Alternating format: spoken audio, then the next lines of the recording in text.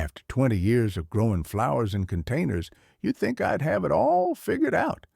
But some of my biggest gardening disappointments came from plants I was absolutely certain would thrive. These weren't failures from neglect or bad luck. They were beautiful plants that simply don't belong in pots, no matter how experienced you are.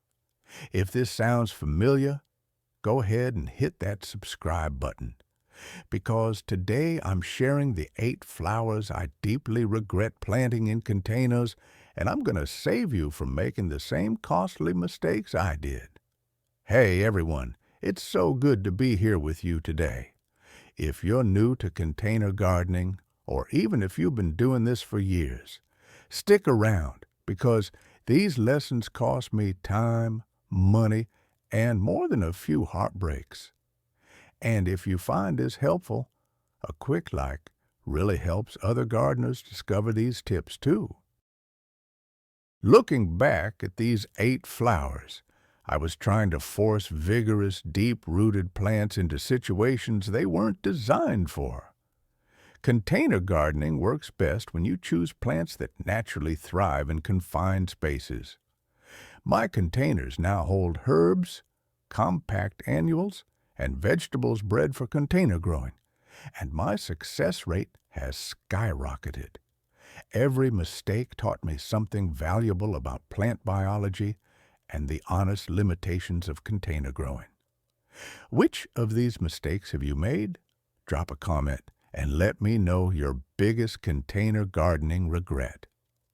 And if this helped you avoid future heartbreak, hit that subscribe button for more real talk about what actually works in container gardens. Happy gardening, everyone. Let me start with morning glories, because this one still stings a little. Picture this. You're at the garden center in late spring. The air smells like fresh mulch and possibility, and you see those gorgeous seed packets with brilliant blue and purple blooms cascading down a trellis. The description promises easy care and vigorous growth, and you think, perfect for that big container on my patio. I bought 3 packets that first year. I was so excited about creating a living privacy screen on my deck, something that would give me shade and beauty all summer long. The seeds germinated beautifully within a week. The vines started climbing my trellis, and for about a month, I felt like a container gardening genius. Then reality hit hard. Morning glories have root systems that want to spread aggressively, and no matter how large your container is, it's never quite large enough. Mine reached the top of my 6-foot trellis and then seemed confused, sending runners everywhere except where I wanted them. The roots became so compacted that I had to water twice a day in the heat, and even then, the leaves started yellowing from stress. The blooms that did appear opened at dawn and closed by noon, which meant I missed them entirely on work days. But here's the real kicker. Morning glories reseed themselves aggressively, and the following spring, I found seedlings in every single container on my patio, even ones 15 feet away. I spent 2 seasons pulling out unwanted morning glory vines from my tomato pots, my herb garden, even my strawberry planters. These plants want to roam free in a garden bed where they can spread out and naturalize. The amount of maintenance they require in containers, the constant pruning, the aggressive watering schedule, the battle with root-bound plants by midsummer, it's just not worth the brief morning display of flowers. Have you ever planted morning glories in a pot and regretted it? Or did you have better luck than I did? Now let's talk about Delphiniums, because this mistake taught me an expensive lesson about matching plants to containers. These towering beauties with their spires of blue, purple, pink, and white flowers are absolutely stunning in English cottage gardens. and the kind of perennial borders you see in magazines. When I lived in a condo with just a balcony, I desperately wanted that romantic cottage garden look, and delphiniums seemed like the answer. I invested in large terracotta pots, premium potting soil, and those gorgeous tall stakes because these flowers can grow 4 to 6 feet tall. The young plants looked promising that first spring, sending up healthy green foliage and developing those characteristic flower spikes. For about 3 glorious weeks in early summer, I had the balcony garden of my dreams. Those flower spikes were magnificent, packed with dozens of individual blooms in the most incredible shade of deep blue. But then the problems started multiplying. Delphiniums are heavy feeders that need consistently moist but well-drained soil, which is incredibly difficult to maintain in containers, especially during hot weather. The roots dried out quickly between waterings, but any overwatering led to crown rot. Even worse, these tall flower spikes act like sails in the wind, and despite my careful staking, a summer storm snapped 2 of my plants right at the base.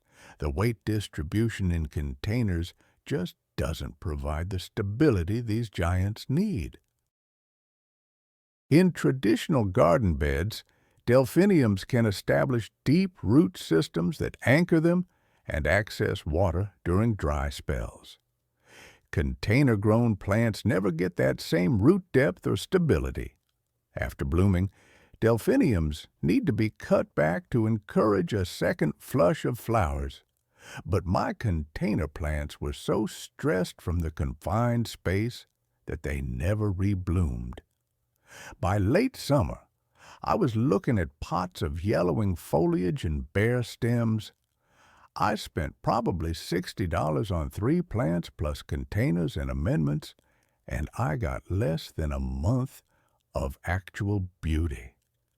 Do you think some tall perennials just aren't meant for container life, or have you found ways to make them work? Here's something that surprised me. English ivy seemed like such a safe choice for containers. Everyone uses it as a thriller, filler, or spiller in mixed planters, right? You see it cascading gracefully from window boxes and hanging baskets in every gardening magazine. I planted it as a trailing element in several large mixed containers, thinking it would provide year-round greenery and soften the edges of my pots beautifully. For the first season, it did exactly what I hoped. Those elegant trailing stems with their distinctive lobed leaves looked lush and full, the perfect backdrop for seasonal flowers. But by the second year, the ivy had completely taken over. Its root system is incredibly aggressive and competitive, strangling out everything else in the container. My petunias struggled and eventually died, choked out by ivy roots. The geraniums that should have been the stars of the show became weak and sparse. I'd reach into deadhead flowers and find thick mats of ivy roots just below the soil surface, leaving nothing for other plants. But wait, it gets worse.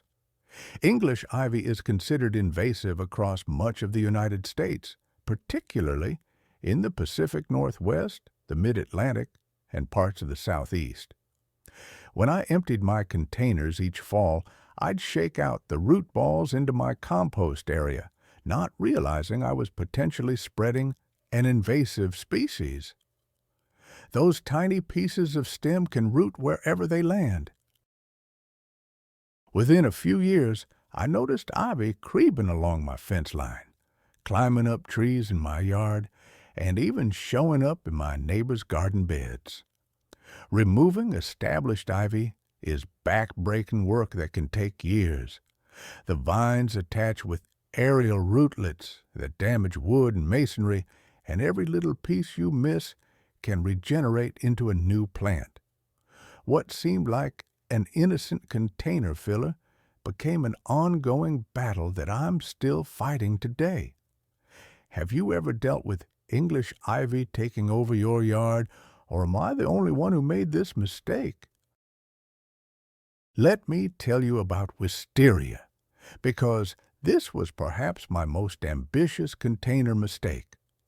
If you've ever seen a mature wisteria vine covered in cascading clusters of fragrant purple flowers, you understand the temptation. They're breathtaking, romantic, and absolutely iconic in southern gardens and historic estates across the country. I found a young wisteria plant at a specialty nursery, and the tag said it could be grown in a large container with proper support. I believed it. I bought a massive wooden planter, filled it with rich soil, installed a sturdy trellis, and planted my wisteria with visions of a fragrant flowering canopy on my patio. The first year, it grew vigorously, sending out long green shoots that I carefully trained along the trellis. The second year, more growth, but no flowers. The third year, I was still waiting for those legendary blooms. Here's what nobody tells you. Wisteria can take 7 to 15 years to bloom from seed, and even grafted plants need several years to mature. But the real problem is that wisteria develops a massive, woody root system that simply cannot be contained. The roots are so strong they can crack concrete and burst through wooden planters. My beautiful cedar container literally split apart in year 4, the wood buckling under the pressure of those powerful roots. Even if you manage the root situation, wisteria vines are incredibly heavy and need substantial support structures that most patios can't accommodate. They also require aggressive pruning twice a year to control growth and encourage flowering. And in a container, that balance becomes nearly impossible to achieve. These are plants meant to ramble over pergolas and up the sides of buildings, not be confined to pots. After 4 years of effort and 0 flowers, I finally admitted defeat and removed the plant. What's your white whale plant? The one you keep trying even though you know you probably shouldn't. Bamboo is another plant that seems like a brilliant container idea until you actually try it. The appeal is obvious: fast-growing, architectural, evergreen, and it creates instant privacy screening. You see it in designer containers outside trendy restaurants and modern homes, looking sleek and zen. I bought 3 clumping bamboo plants, which are supposed to be less aggressive than running varieties, and planted them in large fiberglass containers along my deck. For one season, they were perfect. The slender green culms swayed gracefully in the breeze. The leaves created a lovely rustling sound, and I felt like I had my own private sanctuary. Then winter arrived. Bamboo in containers is incredibly vulnerable to cold damage because the roots are exposed above ground level. Even cold, hardy varieties that would survive winter in the ground can suffer severe damage when their roots freeze in containers. My bamboo, which was rated as hardy for my area, turned completely brown and crispy by February. I thought they were dead, but in spring they sent up new shoots from the base. The problem was that the freeze-thaw cycles had damaged the rhizomes, and the new growth was weak and sparse. Each winter, the cycle repeated, and the plants never regained their original lush appearance. Beyond the cold damage, bamboo roots are incredibly strong and will crack or deform even heavy-duty containers over time.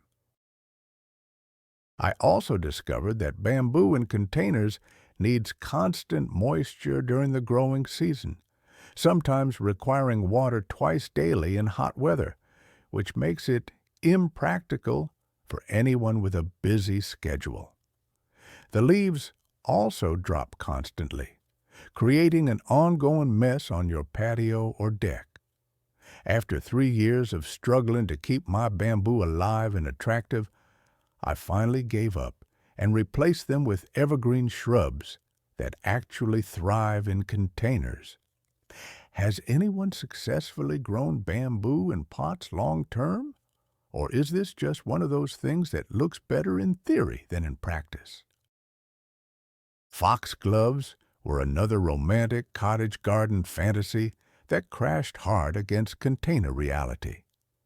These tall biennials produce stunning spikes of tubular flowers in shades of pink, purple, white, and apricot, and they look absolutely magical in woodland gardens and shaded borders.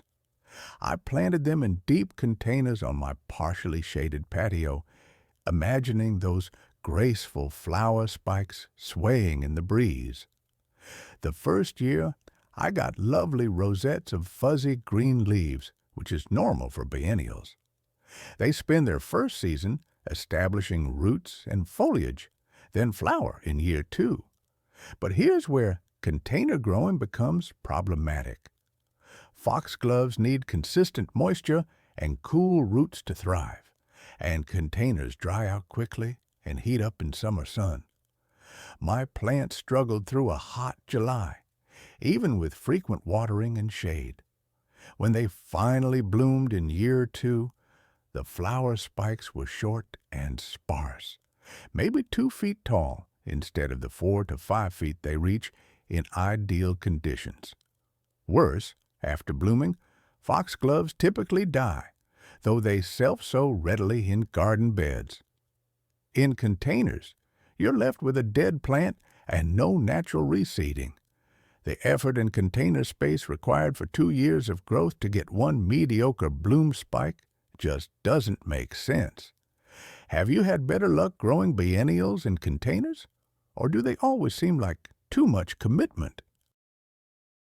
Hydrangeas seem like they should work in containers because you see them everywhere in decorative pots at garden centers. They're covered in huge, showy blooms, and the containers look stunning. I bought 2 gorgeous hydrangeas in full flower and kept them in slightly larger decorative containers on my front porch. They looked spectacular for about 6 weeks. Then the real problems emerged. Hydrangeas are vigorous shrubs that need a lot of root space and consistent moisture. In containers, they become root-bound incredibly quickly, sometimes within a single season. Root-bound hydrangeas struggle to take up water even when the soil is moist, leading to constant wilting and stress. I found myself watering twice a day during summer, and they'd still look wilted by evening. The flowers in subsequent years were smaller and less abundant. Container-grown hydrangeas are also much more vulnerable to winter damage. The roots can freeze solid, killing the plant or damaging the buds. I lost one plant completely to winter cold, and the other limped through 3 disappointing seasons before I finally planted it in the ground, where it immediately recovered. Are your container hydrangeas thriving, or are they just surviving like mine were? I saved the one that taught me the most important lesson for last. Roses. Not just any roses, but hybrid tea roses. Those classic long-stemmed beauties with enormous blooms. I was seduced by the idea of having fresh-cut roses right outside my door, growing in elegant containers. I chose 2 highly rated varieties, bought expensive self-watering containers, and used premium rose-specific potting soil. For the first month, they rewarded me with a few gorgeous blooms. Then aphids arrived, followed by Japanese beetles, then black spot and powdery mildew. Container roses are magnets for every possible pest and disease because they're stressed plants. The confined roots can't support the vigorous top growth that roses naturally want to produce. Watering became a daily obsession because roses need consistent moisture but hate wet feet, and that balance is incredibly difficult in containers. By fall, I had two scraggly, disease-ridden plants. I spent easily $200 on plants, containers, soil, and treatments for maybe a dozen decent roses.